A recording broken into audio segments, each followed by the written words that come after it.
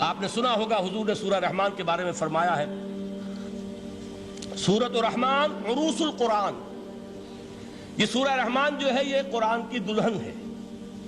جیسے دلہن کو آپ خوشنما لباس پہناتے ہیں، آراستہ پیراستہ اس کو گہنے اور اس کو زیور پہناتے ہیں، تو جس طریقے سے سجاتے ہیں آپ دلہن کو، اللہ تعالیٰ نے ایک سورت قرآن مجید میں یہ ایسی رکھی ہے سورہ رحمان کہ اسے خوب سجایا ہے۔ اس میں الفاظ کا در و بست، اس کا اپنا ایک ڈیوائن میوزک ہے۔ وہ تو اللہ تعالیٰ قراء جو ہے خاص طور پر مصر کے قراء، اللہ تعالیٰ ان پر رحمت نازل فرمائے، ان کی خطاؤں سے درگزر کرے۔ جس طرح قرآن کے انٹرنسک میوزک کو انہوں نے واضح کیا ہے، واقعہ یہ ہے کہ اگر یہ لوگ نہ ہوتے، شیخ عبد الباسط محمد عبد الصمد، شیخ محمود خلیل الحصری، یہ لوگ کہ جنہوں نے قرآن کے اس غنا، میوزک، یہ لفظ جو ہے آپ حیران نہ ہو کہ میں یہ کوئی شاید توہین کر رہا ہوں قرآن کی، حضور نے یہ لفظ استعمال کیا ہے، تغنو، اس قرآن کو اچھی سے اچھی خوشلہانی کے ساتھ پڑھو۔ من لم یتغن بالقرآن فلیس منا، جو قرآن کو بہتر سے بہتر انداز میں، اچھی سے اچھی آواز میں، خوشلہانی کے ساتھ پڑھنے کی کوشش نہیں کرتا، وہ ہم میں سے نہیں ہے۔ بلکہ ایک مرتبہ حضور رات کے وقت آپ گشت پر تھے اپنے ساتھیوں کے حالات معلوم کرنے کے لیے۔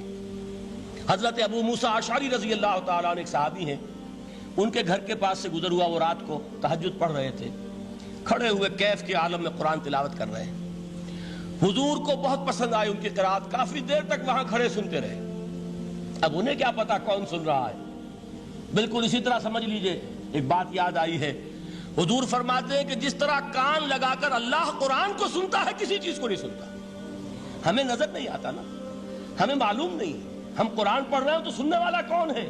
سب سے زیادہ کان لگا کر خود اللہ۔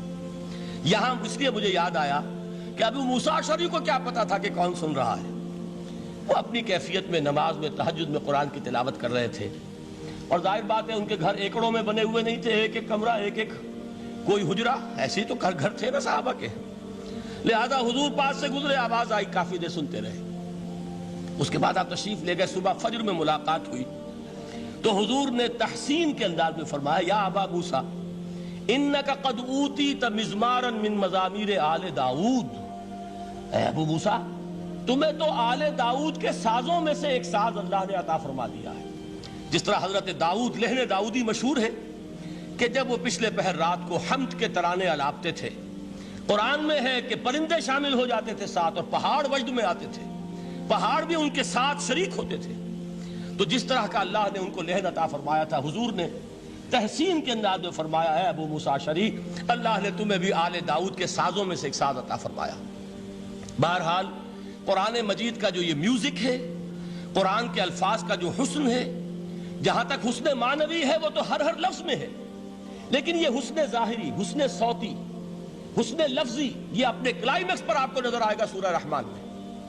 لیکن قرآن میں یہ سورت اس اعتبار سے بھی ممتاز ہے، اس کی 4 آیات پر ذرا توجہ کریں گے، عجیب حقائق سامنے آئیں گے۔ جہاں یہ قرآن مجید کے حسن صوت اور حسن لفظی کی معراج ہے، وہیں اس کی پہلی 4 آیات میں 4 چوٹی کی چیزوں کا ذکر ہے، سب سے اونچی چیزیں۔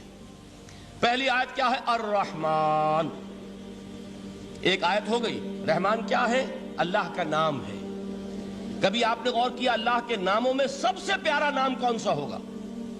رحمان۔ کیوں؟ اس کا مادہ کیا ہے؟ رحمت۔ ہمیں سب سے بڑھ کر جس چیز کی ضرورت ہے وہ کیا ہے؟ رحمت خداوندی۔ نام اچھی طرح سن لیجئے اس حضور کے قول کو۔ حضور فرماتے کوئی شخص جنت میں مجرد اپنے عمل کی بنیاد پر داخل نہیں ہو سکے گا جب تک کہ رحمت خداوندی دستگیری نہ کرے۔ کسی صحابی نے بڑی ہمت اور جرأت کا ثبوت دیا کہ پوچھ لیا، کیا حضور آپ بھی؟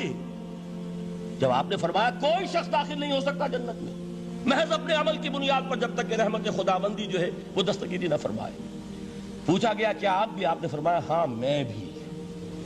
آپ انداز کیجئے کہ اگر محمد الرسول اللہ بھی رحمت خداوندی کے ضرورت مند ہوں تو تاب دیگراں چے رسد، ہماری تو سب سے بڑی ضرورت رحمت خداوندی ہے۔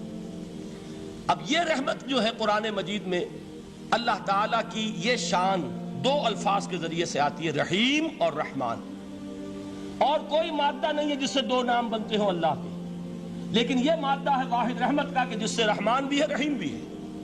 رحیم صفت مشبہ ہے، رحمت دائم ہو جائے گی، مستقل ہوگی تو رحیم کہیں گے، اور رحمان اس میں رحمت کی ہے وہ شان ہے کہ جیسے ٹھاٹھے مارتا ہوا سمندر ہو، ہیجان کی کیفیت، طوفانی کیفیت، رحمت خداوندی کا طوفانی جوش، وہ ہے رحمان۔ آپ تو رہتے اس علاقے میں ہیں، آپ کو معلوم ہے عرب اگر بھوکا مرا جا رہا ہو تو کیا کہے گا؟ انا جوعان۔ پیاسا مرا جا رہا ہو انا عطشان۔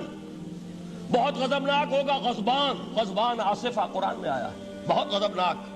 رحمان جس کی رحمت جو ہے جوش میں ہے، ٹھاٹھے مارتے ہوئے سمندر کے مانند۔ تو یہ اللہ تعالیٰ کے ناموں میں سب سے پیارا نام۔ اب آگے چلیے، الرحمن علم القرآن، رحمان نے قرآن سکھایا۔ رحمت خداوندی کا سب سے بڑا مظہر، رحمان کی رحمانیت کا سب سے بڑا مظہر قرآن ہے۔ ان میں جو منطقی ربط ہے اس کو سمجھتے جائیے۔ اچھا آپ یہ سوچئے، جو علم بھی انسان کو حاصل ہوا وہ کس نے دیا؟ اللہ نے۔ سائنس کا علم کس نے دیا؟ اللہ نے۔ علم آدم الاسماء کلہا، وہ علم الاسماء جو حضرت آدم کو دے دیا گیا تھا ازل میں، یہ اسی کا ظہور ہے، یہ اسی کی ایکسفولیشن ہے جو ہو رہی ہے اور ہوتی رہے گی ابھی۔ اور دوسرے علم ہے وہ کس نے دی؟ اللہ نے دی۔ لا یحیطون بشیء من علمہ الا بما شاء، مخلوق میں سے کوئی اللہ کے علم میں سے کسی شے کا احاطہ نہیں کر سکتا مگر وہ جتنا اللہ دینا چاہے۔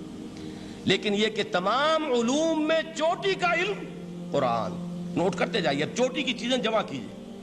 اللہ کے ناموں میں چوٹی کا نام رحمان، اللہ نے جو کچھ انسان کو سکھایا اس میں چوٹی کا علم قرآن۔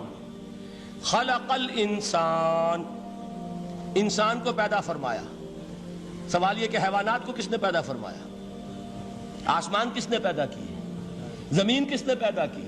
فرشتے کس نے پیدا کیے؟ کیا مطلب خلق الانسان؟ اس کی تمام مخلوقات میں اس کا کلائمیکس، اس کی تخلیق کی معراج، اس کے تخلیق کا نقطہ عروج انسان ہے۔ یہ ہے کہ جو مسجود ملائک بنا ہے۔ وَلَقَدْ كَرَّمْنَا بَنِي آدَمَ وَحَمَلْنَاهُمْ فِي الْبَرِّ وَالْبَحْرِ وَرَزَقْنَاهُمْ مِنَ الطَّيِّبَاتِ وَفَضَّلْنَاهُمْ عَلَى كَثِيرٍ مِّمَّنْ خَلَقْنَا تَفْضِيلًا۔ تو تخلیق میں سب سے اونچی تخلیق انسان کی، علموں میں سب سے اونچا علم قرآن کا، اللہ کے ناموں میں سب سے اونچا نام رحمان۔